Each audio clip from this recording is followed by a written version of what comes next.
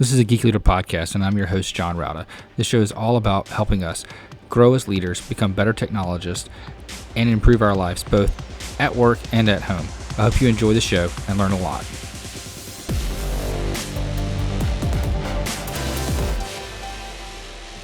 Hello, world, and welcome to a Geek Leader podcast. I'm your host, John Rauda. Today's sponsor is A2 Hosting.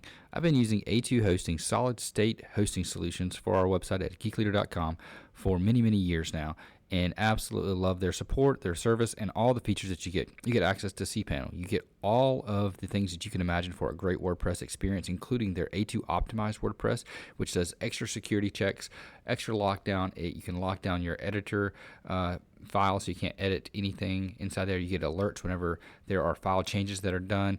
You can also do automatic updates, backups, and more with A2 Hosting. So highly recommend it. Go to geekleader.com/A2 to get more information and to sign up for their solid state turbocharged speed hosting today. Again, that's at geekleader.com/A2. All right, Geek Leaders. Today I'm honored to have Jen Hope on the show. She's an executive and leadership coach for startup leaders and other leaders, really. Anybody that's interested in improving their company, their brand, and leadership. She has a background as vice president of marketing at several high-growth startups, which brings her with her startup experience. So we're going to talk a lot about that today. And her client list includes Tenable, Oracle, and Uplevel, who we featured on the show here before. With all that being said, Jen, welcome to the show. Thank you so much for having me. So if you don't mind, just tell the audience a little bit about how you got started and what your career journey has been like and what brought you into leadership coaching.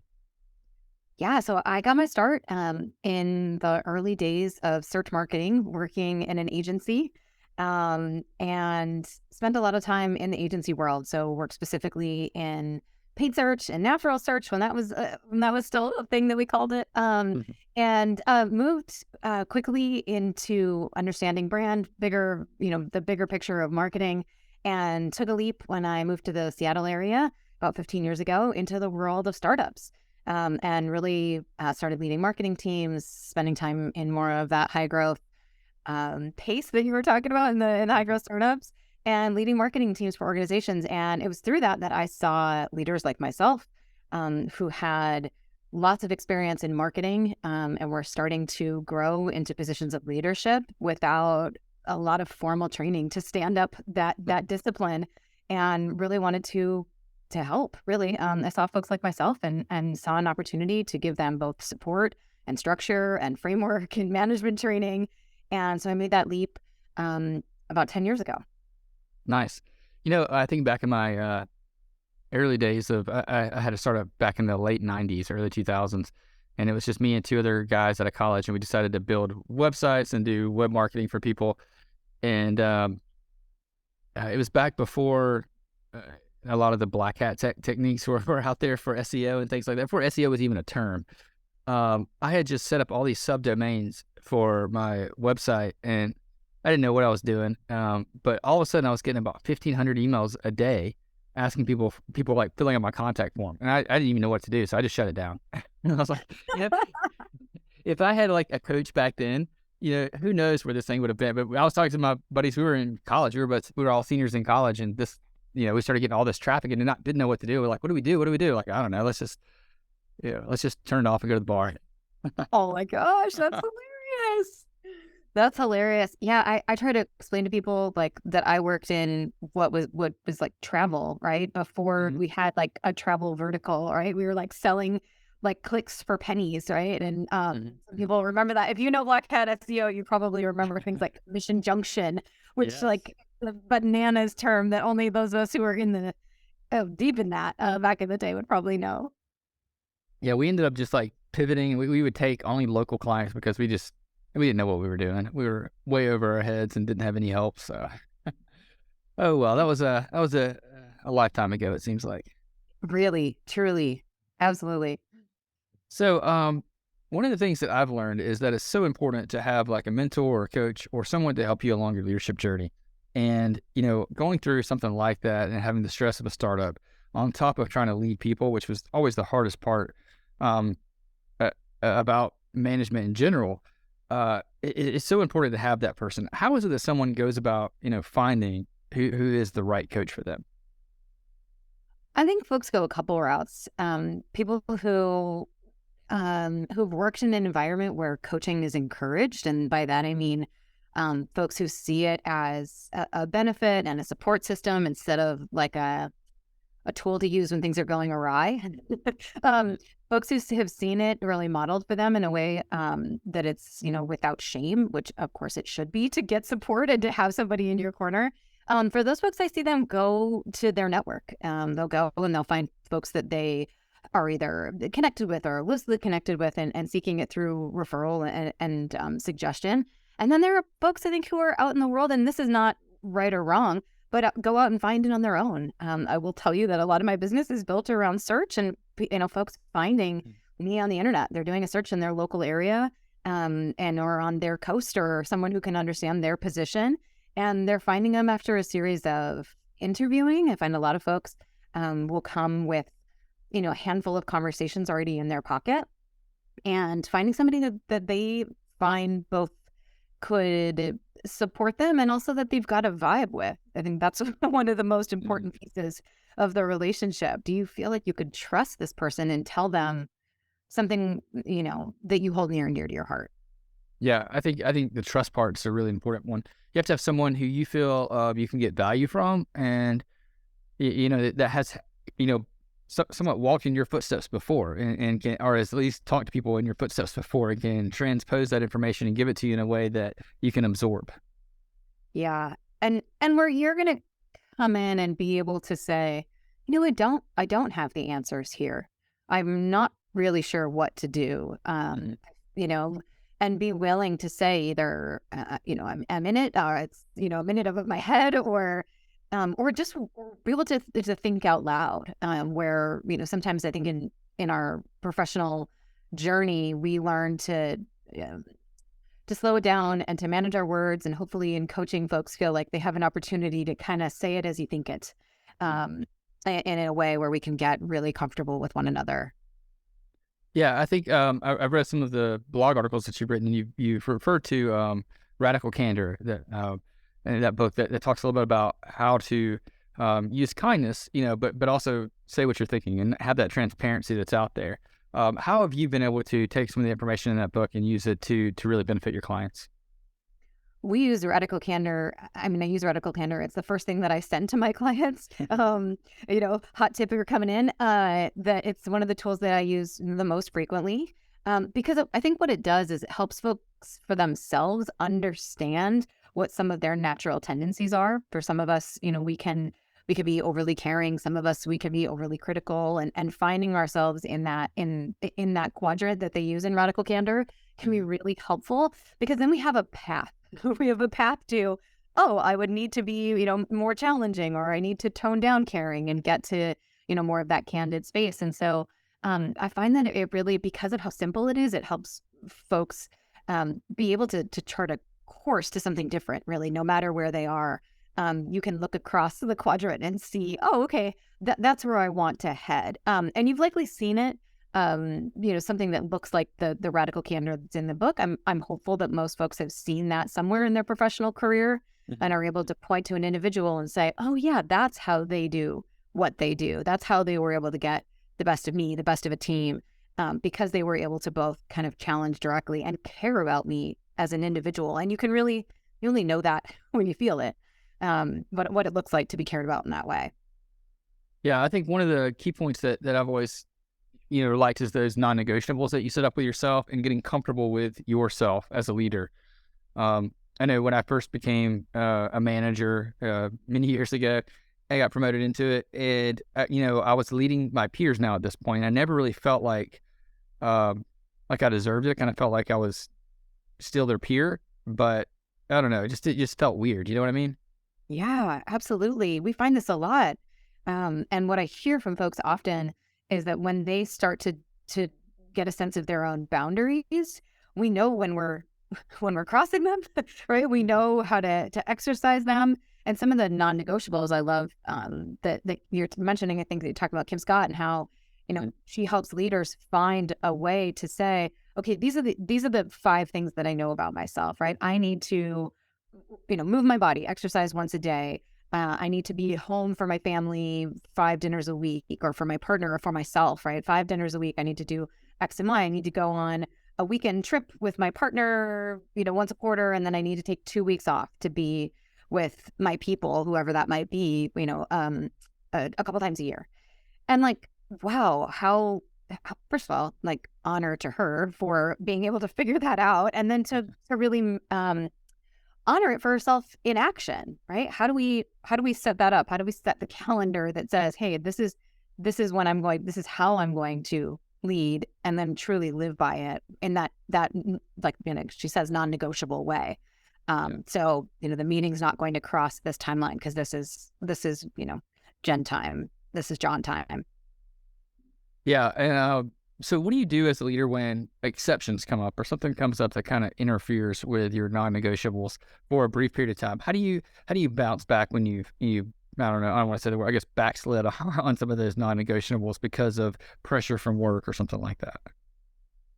Yeah, I mean, if it's okay, I'd tell my own story here because I can speak for myself. And I've been practicing meditation pretty continuously over 7 or 8 years, and that's one of those tools where you see outcomes later, right? It's a preventative tool. It's great for in the moment, but it's also a preventative tool. And when we fall off, right, which all of us do because something happens, you have a sick kid, or you have an early morning meeting, those things happen. And it's this, like, not letting days pass just because a couple days have passed, right? Like, oh, I missed it for 2 days, and then we get back, right? And I think the temptation is like, oh, I've already fallen off. We tell ourselves this, which is all narrative, story, whatever you want to call it, that we've already fallen off, and we really haven't, right? We just get the opportunity to pick it back up and start it again, instead of letting our whatever story we tell ourselves about that, like, oh, I've fallen off somehow, which we really haven't. It's a pause, right? It's a big, big, long journey. This is a journey, right? It's 7, 8 years. And 2 days isn't that's not the turning point. It's the bigger picture of that was a 2-day pause and we started again. Mm-hmm. I know for me, like, I had this goal to have an Apple Watch, and I wanted to close out all 3 rings, every day for a year. And then I got sick, like right in, I don't know, after like 200 and some odd days, and I missed a day. And it was like the world had ended. It's like, I guess I won't work out for the next week because I missed a day, and then in reality, I had to like kick myself in the butt and say, what are you doing? Just because you missed a day doesn't mean you can't get like the rest of the days. Get back into it. Right. Especially this time of year. I think it's almost like plan for the fallout, right? Like, if we're in January right now recording, and January is that month where it's like, okay, well, if it's not, I'm going to do 30 days. And it's like, oh, come on, just fall off once already and just get back on. Cause that's the resilience, right? That's what we need, that get back up. For me, it's been a skill. I've had to flex it, and I work with clients a lot on flexing that. Instead of like letting ourselves fall into a hole, like somehow we as a person have failed. Yeah, I think that's right. Even though you have failures, you can't identify as that failure. Absolutely not. And we're so human, and we're going to, right? We're going to trip, we're going to fall. Like, if our kids are, they use that, I hear this metaphor, about the toddler, right? Like, toddlers, they just get back up. They don't know any better, right? And like, if we did that, instead of beat ourselves up, like, how could you fall down? Well, yeah, you fell down. Then we just scoop you back up and get started. Yeah, exactly. And if you sit and sulk about it, you're not going to get any further. But if you get up and just keep moving, you're going to get progress. You're going to be ahead of where you were if you just sat there, worried about it. Yeah. Yeah. It's so tempting though, right? We don't, unless we're taught that as kids, that like it, that it's okay and that everybody falls down. It's not something easy to do, particularly when you care so much. Like, folks I work with, really passionate folks about their profession. And if we make some mistakes in that environment, it feel like it, got some deep feelers, or, for all of us, I think it really, it can, if we don't have the skill to tap ourselves on the shoulder and say like, hey, okay, we don't need to beat ourselves up about this. Like, we can be human, we can make mistakes, we can have struggle, and so does everyone else. This is a part of life as much as, joy and all these other pieces. Let's be gentle enough with ourselves, kind enough with ourselves to say like, hey, it's all right. You don't have to beat yourself up. Let's stand back up and let's keep moving forward. Yeah, absolutely. And I think when you realize that everybody fails and everybody has these um, moments where they lapse or they struggle. You just think about like Abraham Lincoln. How many times did he fail before becoming president? Probably one of the most famous and impactful presidents in history. But he had lots of failures along the way, and lots of our forefathers and lots of people have. I remember it was an interview with who was it? It was some famous entrepreneur. I can't remember who now at this point. It might have been Tim Ferriss, and he was talking about how everybody that he interviewed, and he asked them like, why? How did you make it seem so easy? And they all talked about, well, we failed every day. Every day we had imposter syndrome. Every day we felt like we were not good enough, but we just kept trying. And the whole thing was that they just kept going. That's that startup piece too. When you say that, what comes to my mind is like the 7-year journey for every overnight success. Yes. And that is, the environment that I've been a part of now for 15 years. That is it, right? We don't see how challenging it is along the way. We don't see the struggle and the pain. We get to see, a very tied up with a bow version sometimes. And I think that remembering that there is all of that comes before is so important. Mm-hmm. Absolutely. So I want to get back to some of the leadership things. One of the things that I've struggled with as a leader that I've always found having a mentor has really helped me with is empathy. And I found that, having empathy for others sometimes is definitely not something I'm naturally born with, but it's something I have to work at. But I have found that over time and practice, I can work on that and improve upon it and just flex that muscle, as you were saying earlier. What tips do you have for someone that may struggle with empathy? Part of where we start with empathy is thinking about that it's a skill, right? And sometimes I think folks show up and say like, oh, I don't have it. Well, I will challenge that, right? Folks will show up and say like, oh, I really want to build this. And sometimes I start with, what did you see as a kid, right? If our school organization, if our family organization, right, the systems that we were a part of as a kid showed us tough love, right, which can sometimes happen for folks, right? We grow up in a scenario where it's like, just like pick yourself up and kind of toughen up, right? It can teach us that that's the way that we're supposed to feel when there's struggle, versus a person sitting in front of us and saying, wow, even if I can't identify with that struggle, right? Somebody's coming to us and they're, in a broken heart, right? And maybe we can't identify with their version of this broken heart, but we can identify with our own sense of, oh yeah, I have been in struggle, I have been in pain, and with that, I can empathize, right? Or I've, somebody's sitting in front of me and they've made, a big mistake. We can all remember what it feels like in the moment of, I feel embarrassed or I feel shame. And that is where we start to practice empathy, right? And extending a hand, not like, oh, I feel so bad for you, right? That's sympathy. Instead saying, ouch, I've been there. Ouch, I get it. Ouch, I can relate. Not here's my story, but I remember what it feels like to be in pain, and I can be there with you. Yeah, I think we all want to jump into our story and interrupt and take the spotlight and compete. And it's really hard to stop that and just listen.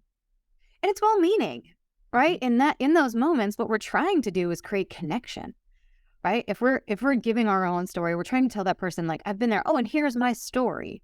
And we do, right? It is a little bit of that shifting of, from that person to me, which, again, it's a well-meaning tool in the moment to relate.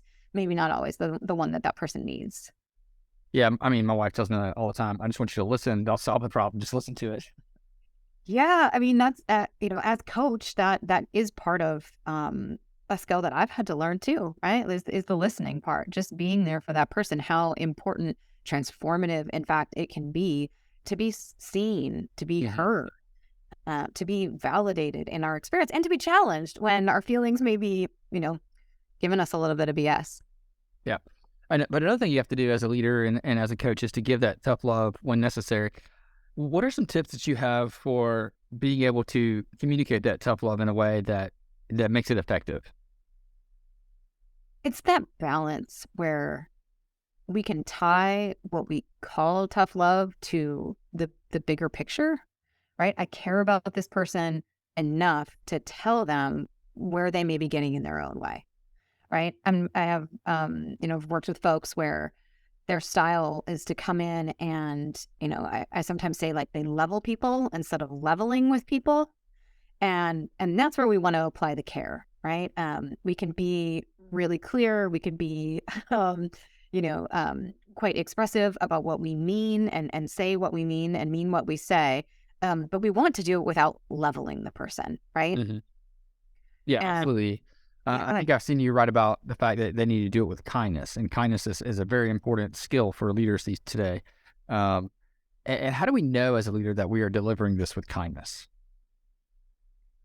I go back to this metaphor. Brene Brown uses this all the time, where we're sitting on the same side of the table, looking at the challenge in front of us. So if you're sitting next to that person and we're saying, "Hey, there's some feedback I need to deliver. How do I deliver the message as if I'm sitting on the same side of the table as the person, and it's sitting there for us to talk about together, not me talking to this person about the challenge." That's a way to build connection in it and bring us to know, like, if you're sitting on the same side of the table with the person there, you're delivering the feedback to yourself too. And could you deliver it in that way, honoring yourself and the person, and be on the team with that person? I mean, that works for personal life too, where, in a relationship, you're not ready to talk about it until you can sit on the same side of the table and talk about it. Absolutely. Does that resonate for you? Yeah, I think that's really good advice. Because, as a leader, a lot of times, I go back to just thinking about the traditional office setting. As a boss, I'm sitting at my desk and I have someone come in and they sit in front of me and we have this one-on-one, and it's really like I'm talking at them, right? And that's never really worked for me as far as building a connection. That's why I do these things called walking one-on-ones, where we'll go and take a walk around the pond outside. That way we're side by side, walking step by step. And also we're out of the office. We're out of the intimidated place of the boss's office. Now we're out in nature. And I just found that so much easier to open up. It's so much easier to relate to people as individuals, not as employer and employee or whatever. Yeah, I think, that idea too, if you're walking, step by step with one another, you might also get somebody sharing about their bigger picture. That idea of, if we're going to coach someone up, let's coach them up to where they want to go. Hey, there's a skill here, an example being, again, there's a skill here, I've heard that you'd like to X and Y, right? Lead a team, build it to, a senior leader. This is a skill that's going to serve you in those roles and in your future. And here's how I think, or I've observed, this is what I've observed.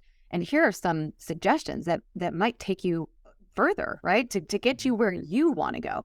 Not for me, not for the organization, but the big picture. Like, this is really, I've heard what you said. I've heard your goals, and here is how I'm going to help you connect to those goals, like here today. Yeah, absolutely. I think if you want to have a stellar team, you've got to have stellar individuals, and you've got to focus on those people and help them reach their goals. And that'll help you as an overall organization help reach your goals. Absolutely. So another thing I've read that you talk about is waterfall habits. What are waterfall habits?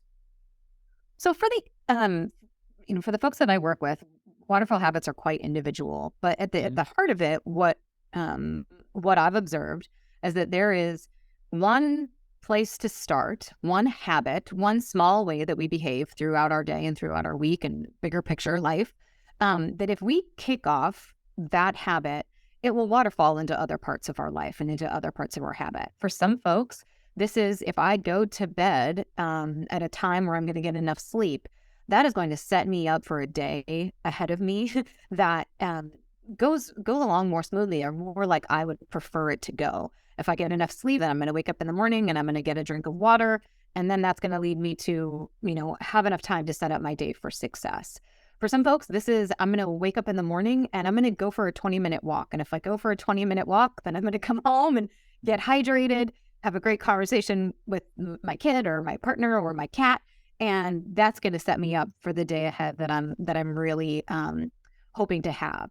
And so it's that, right? It's, what do we start with that sets us up to be the best version of ourselves, to help us be regulated, emotionally intelligent, self-aware, hydrated. I probably said that 5 times already, but it really is true, right? Like, how do we do those things that really give us capacity, emotional capacity, the capacity to face the day ahead, the week ahead. Yeah, no, I think that's absolutely right. I remember I think I was reading a book where the guy talked about how, like, when he flossed his teeth in the morning, that was like the one thing that if he did that, then he knew the rest of the day would be fine because he would do the things that he needed to do. If he just was able to take that little bit of time in the morning to floss his teeth, then he knew that he would take the time to do the more important things that were difficult along the day. But if for some reason he skipped flossing his teeth, it would trickle down and he would skip the important things. He would skip working out. He would skip spending time with his family or whatever. Right. And if you think about it and the way that that our brain works, that's kind of binary way of like being committed or not committed. We talked about this earlier, right? With like the working out, right? And if I'm committed, that means I'm turned on for the day. I've followed through on a commitment that I made to myself. Well, I did the thing. I woke up and I'm committed to myself. How much does that serve us in the day of being, committed to myself, being my cheerleader, being the person who shows up? If we're going to show up as a leader, doesn't that start with the things that you're doing for yourself first, right? That level of commitment. There's an integrity piece to that. Like, I do what I do. I say what I say. I mean what I say.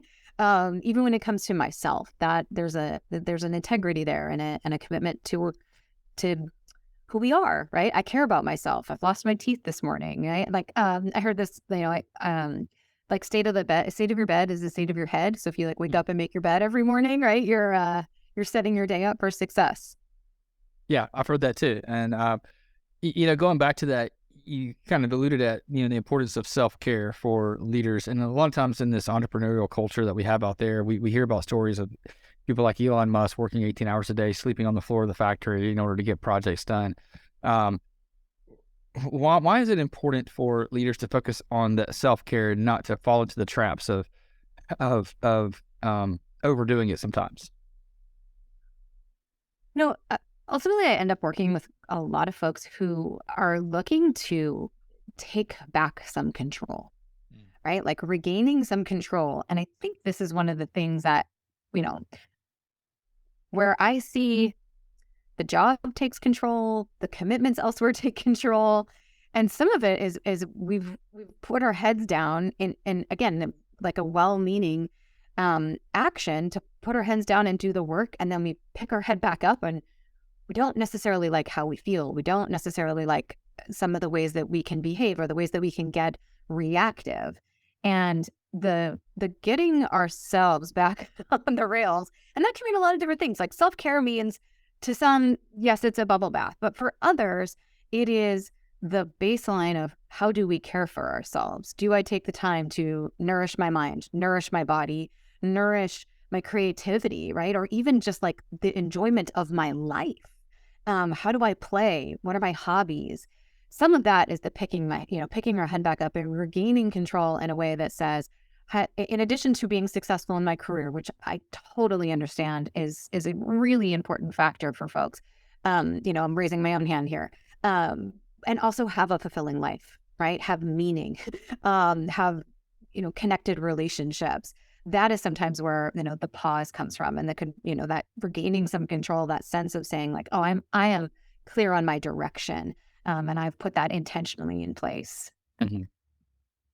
Yeah, I know for me, sometimes I get wrapped up in, the goal or the aspect of work and wanting to achieve this thing that I always think I can catch back up later. I'll catch back up on my reading later. I'll catch back up on my, whatever later. And I get in a rut, Yeah. And then it comes back and then it affects the work. It affects, the thing that I'm trying that I'm, I'm sacrificing one thing to do something else. And what I'm sacrificing is affecting the thing that I'm, trying to do. Right. And that same body goes to all of those places with us. And that same body needs fulfillment and meaning and connection and some of those things that we might put to the side because this thing feels so urgent. Mm-hmm. And that, I think the work's going to be there. Yes. The moments with the people that we care about, those are the ones that I start to say like, well, those. We're not always going to be this age. The people around us are not always going to be the age they are today, right? Like some of this stuff is, we have to really look at it from a bigger picture that, 10,000 100,000 foot view that says what is truly important. And that's one of the honors of the job that I get to do, is really go kind of side by side with folks and help them identify that and then take action that supports it. Yeah, absolutely. And I think, setting those boundaries, I wrote a book probably 10 years ago called Boundaries for Leaders, and it was all about how to set those boundaries. But what I took out of it was not just, boundaries with your team or with your company, but also boundaries with yourself, like things that you're, going back to those non-negotiables, things that you're going to do. But also and at the time I was working way too long, and I just had my second kid. And I remember going to my boss and saying, look, I'm no longer going to be at the office all hours of the night. I'm going to leave, between 5 and 6 every day. And I'm not going to check email, and I'm not going to look at my phone until my kids are in bed. And then I'll check on it, but I'm not going to work. I'm just going to check on it, and I'll respond if necessary. And you know what? Everything was fine. And not only that, I actually became more productive because I knew I had to get my stuff done by 5 o'clock. So I worked a little bit harder during the day to make sure I got that stuff done so I could get home and have time with the family. Yeah. And also, what a great role model for your kids to say, like, not only do I say you're important, I show you how important you are, right?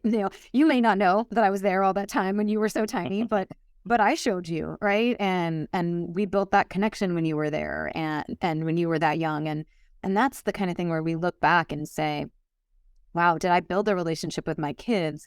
So when they're 16, 17, 18, right, that they remember all the effort that I put in. When they're 35, they're going to be the kid who, if we want the relationship like that, where they call me, right? And they still lean on me, and we're still connected in that way. And that's that question we have to ask ourselves, right? Is this 3 hours that we're working at night is that really it? Or is that time we want to spend reading a story to our kids? And no judgment either way, right? But like, what can we do? What's in our own integrity, where we lay our head down at night and say, like, okay, I did my best. That was it. Yeah. And I think you look back on it, like, either way, you're investing in the future. Either you're investing financially in the future by working harder and making a little bit more, or you're investing, time and relationship into the future. So one way or another, you're investing in the future. So what do you want to invest in? And I think to your point earlier, you asked this question about what do you do when you have to make a decision that isn't exactly in line with the boundaries that you set or your non-negotiables. And I really try to look at that as season. So your relationship with your kid isn't going to be, it's not like you fell off the habit, and your relationship with your kid isn't going to be what you want it to be because you had to work for a season, right? Like, because you needed to prioritize, the job, the finances, whatever was in front of you, right? Like, that's a season, right? And we have these other seasons that we can invest in our kids, and having that, I have my hands open right now. The flexibility to say, like, this is going to come and go. That is a real skill. To say, I can hold it really tight and grip it, like being a perfect parent or a perfect employee or whatever it is, or I can kind of hold it with open palms and say, okay, some of this is going to come, some of it's going to go, and I can be flexible, live in the gray enough that this is okay when I'm really imperfect. Yeah, absolutely. I think going back to that, it's also important to show your kids what hard work is, and that every now and then, this is part of life, that you do have to work, and this is what hard work is like. Yeah, all of that. They learn so much, and good on you for naming it and labeling it. Like, yeah, this is it. This is it. This is what hard work looks like. This is what showing up looks like. This is what taking a break looks like. Right, absolutely. And I just think, but like you said at the beginning, balance is important. You've got to have that balance and do what's best for you. But I think it's important. Like we've had these acquisitions recently where we had to work on the weekends, and it's been one of those things where I would work on the weekends, and then my kids, when they had a basketball game, it's like, all right, I'm gonna sign out for the next hour or two and go to this basketball game and take them to the basketball game. So my kids see me working, but they also know that I'm prioritizing them over work right now. But I'm gonna go back to work. When we get home and you decide to jump on your iPad, then I'm gonna get back to work. Yeah.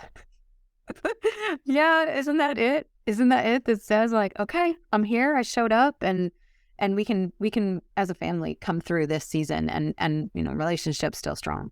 Right, absolutely.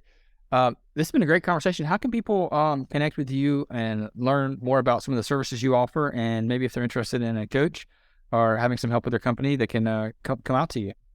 Yeah, so my website is heyjenhope.com, and it's HEYJEN1NHOPE.com.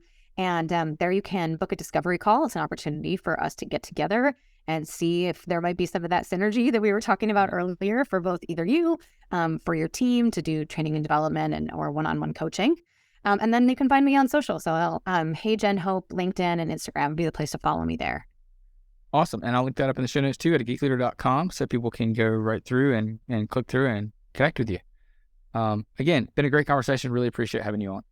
Thanks, John. Take care. If you enjoyed that episode, please leave a rating and review in Apple Podcasts. I'd greatly appreciate that. And also don't forget to check out merch. We have some t-shirts that I've designed that are on at geekleader.com. You can click on the merchandise section there and check that out. And also don't forget about the books from our guests. So if you like this guest and other guests that have written books, please go ahead and check that out at geekleader.com. I would greatly appreciate it, and I'm sure they would too.